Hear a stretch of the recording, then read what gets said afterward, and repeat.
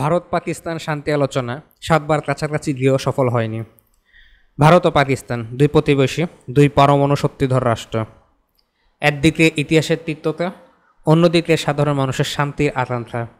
তবুও ৭ দশক ধরে দুই দেশের মধ্যে স্থায়ী শান্তি আসেনি।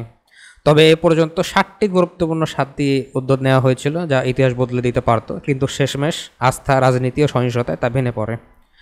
প্রথমত তাসখান চুক্তি ১৯৬৬ সাল। ১৯৬৫ সালের যুদ্ধের পর সোভিয়েত ইউনিয়নের মধ্যস্থতায় চুক্তি হয়। শান্তি ফিরেছিল অস্থায়ীভাবে, কিন্তু তাসখান্দে ভারতের প্রধানমন্ত্রী লাল বাহাদুর শাস্ত্রী রহস্যজনকভাবে মারা যান। পাকিস্তানে ইয়াহিয়া খানের ক্ষমতা গ্রহণের পর আবার উত্তেজনা বাড়ে। সিমলা চুক্তি ১৯৭২। বাংলাদেশের স্বাধীনতা যুদ্ধের পর ১৯৭২ সালে সিমলা চুক্তি হয়। ইন্দিরা গান্ধী ও জুলফিকার আলী ভুট্টো সীমান্তে শান্তি ও দ্বিপাক্ষিক সমাধানের প্রতিশ্রুতি দেন। ভারত ৯০,০০০ পাকিস্তানি বন্দীকে ধাপে ধাপে মুক্তি দেয়। পাকিস্তানও আশ্বাস দেয় কাশ্মীর সমস্যা দ্বিপাক্ষিক সমাধান করার জন্য, কিন্তু পরে কাশ্মীর ইস্যুতে অগ্রগতি হয়নি। ভুট্টোর ফাঁসির পর সম্পর্ক আরও খারাপ হয়। রাজীব বেনজির বৈঠক ১৯৮৯। দুই তরুণ প্রধানমন্ত্রী রাজীব গান্ধী ও বেনজির ভুট্টো চেয়েছিলেন এক নতুন দিক উন্মোচন করতে। গোপন পারমাণবিক প্রতিযোগিতা থামানোর চেষ্টা হয়েছিল, কিন্তু আফগান যুদ্ধ, আইএসের কাশ্মীর নীতির কারণে আলোচনা ভেঙে পড়ে। লাহোর ডিক্লারেশন ১৯৯৯। ভারতের প্রধানমন্ত্রী অটল বিহারী বাজপেয়ী বাসে চড়ে লাহোর গিয়েছিলেন।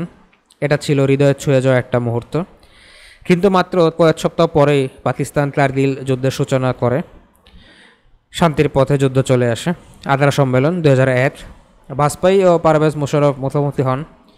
আলোচনায় কাশ্মীর ও সন্ত্রাসবাদের পাশাপাশি দ্বিপাক্ষিক বাণিজ্য ছিল, কিন্তু ভারতীয় সেনা গোয়েন্দা মহলের আপত্তিতে কোনো চুক্তি স্বাক্ষর হয়নি। ২০০৪ কম্পোজিট ডায়ালগ।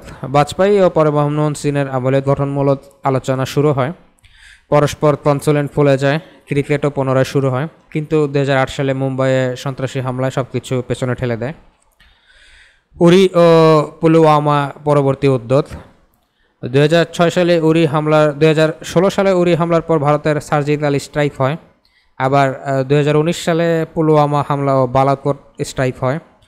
মাঝে মাঝে ব্যাক চ্যানেল আলোচনা চলছে, কিন্তু ফলাফলি আলোচনার পরিবেশ আর ফিরে আসেনি।